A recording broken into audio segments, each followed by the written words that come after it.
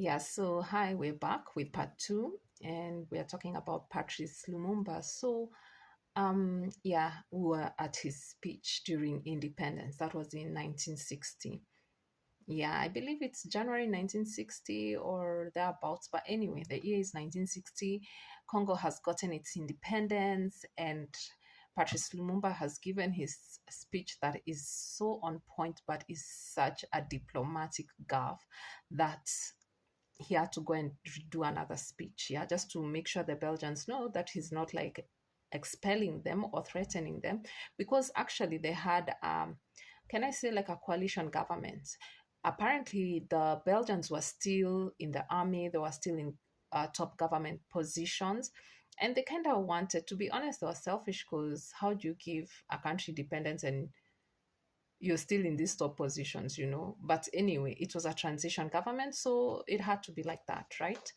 But Belgians were not really wanting to give independence. And the army commander called Janssens, he was an army commander, a white guy, and he was giving a speech to the army, and the army has, of course, the Congolese. And he told them, by the way, he wrote it down for them in a blackboard.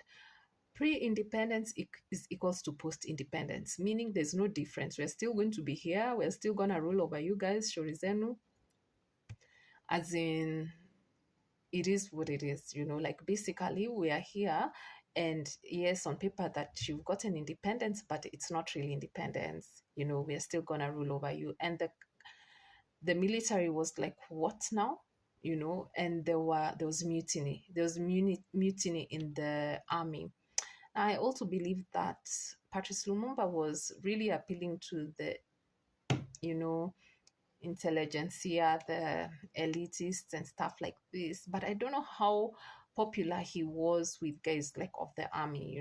Later on we'll see why. Anyway, so this mutiny and Belgians starts running away from the country, and the Belgians panic and they're bringing in forces, and yeah, there's kind of some chaos in the army. So in the copper rich Katanga area. That's where most of the minerals are.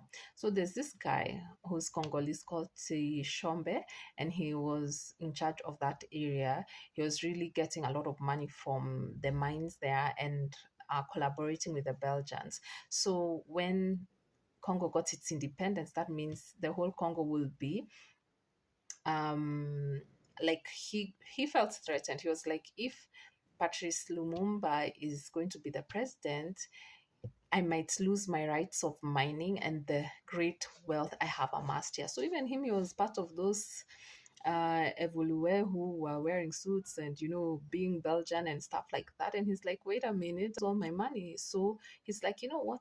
I'm going to make Katanga a country. We're going to annex from Congo. Yeah, that is what is going to happen. And Patrice Lumumba, of course, is not going to have any of it, because what that is so selfish and stuff like that. So because Belgium was already pissed with Patrice Lumumba, they decided to go and support this guy called Tishombe. So Tishombe had support from Belgium to annex from the country, to secede, you know. And later on, Kasai, where Patrice Lumumba comes from, also wanted to secede because it's also mineral rich. Remember, if you want to look at Congo objectively, go back to the minerals. Everything that is done there, you forget about the M23, forget about Sidri, the president, forget about everything. It's about the gold, it's about the coltan, it's about the copper, it's about the wealth that country carries. So any chaos you're seeing there is caused so that these minerals can be siphoned out of the country, okay? And Congolese do not benefit from it. So that is just bottom line. And also Belgium, you see, they were looking at their own interests. They knew that when Patrice comes, they'll be removed and they will not benefit from Congo's wealth. And actually, the economy was being run by Congo. I mean, with all that wealth, it was a huge section of their economy was being run by Congo. So who would want to give it to someone who will chase them away? So they were very keen to have him removed. Also on this side, Tishombe, who was Congolese, he also wanted Patrice removed because he's like thinking, once this guy comes in, hiya, I'm going to lose all my rights to mining and stuff like that. So he's like, I want this guy dead if I can get him dead. So Patrice Lumumba approached the UN and told them, come on, you have to help us, give us arms, give us military. We squash this secession coming from Katanga. UN, on their hand, were a bit hands off because apparently it had come to, he had asked the US for military help, but the US kind of felt that Patrice Lumumba was a threat, like he might be a communist sympathist, yeah, and so they did not want to give him any help. But how I don't know how ironic is that, because if they helped him, he wouldn't have gone to Soviet Union for help, because that's what he did. He went to Soviet Union once the communists and there was the Cold War at that time. So once they realized that he's gone to Soviet Union, they're like, we want this guy gone. We would want him dead. It was President Eisenhower in the US at that time. Is it Eisenhower or Eisenhower? I am not so sure, but I will check. I will confirm. So anyway, and he's like, and because of hearsay, let me tell you something about Patrice Lumumba. He was not a communist, a capitalist. He was a Pan-Africanist. Whatever it took to get his country's economy up, he wanted to do it. So he wasn't really involved in this Cold War and stuff. But because the US saw him as a threat, because he did receive help from Soviet Union, they're like, he has to go. So you see, on three sides, he was being. There were people who had interest for him going. The Congolese, Tishobe. There was also the UN and the US, and also the Belgians. The Belgians. I think 3 to 4 different groups of people just wanted that guy dead.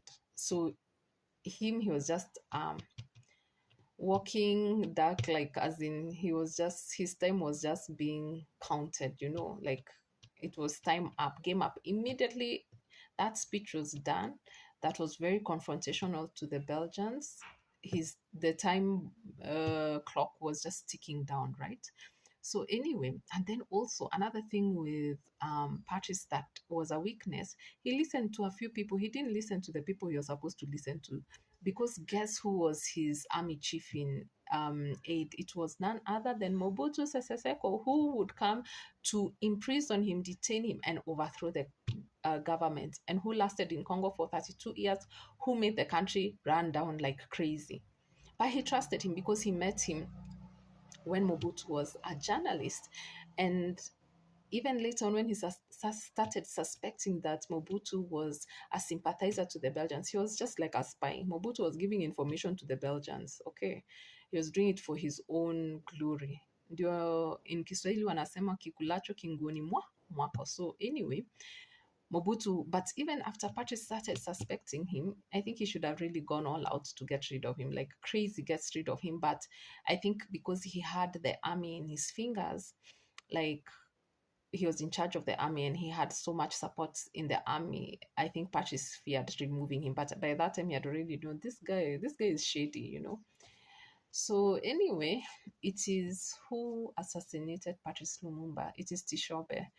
He was taken to Katanga. Everyone else was scared to do it directly because they didn't want to be blamed. So they just created an environment whereby he could be taken to Katanga and Tishobe would just kill him. But the US wanted him gone. Belgium wanted him gone. Some Congolese wanted him gone. And then we lost. That is how we lost one of the greatest Pan-Africanists that we had at that time. I believe Congo would have been way better than what we are seeing right now. So the US put Mobutu and look what he did. And by the way, the US was giving him money, okay? Yeah, that's a story for another day. But anyway, that's the story of Patrice Lumumba. He died at the age of 35. And that's it for today. See you. Have a good day. Bye.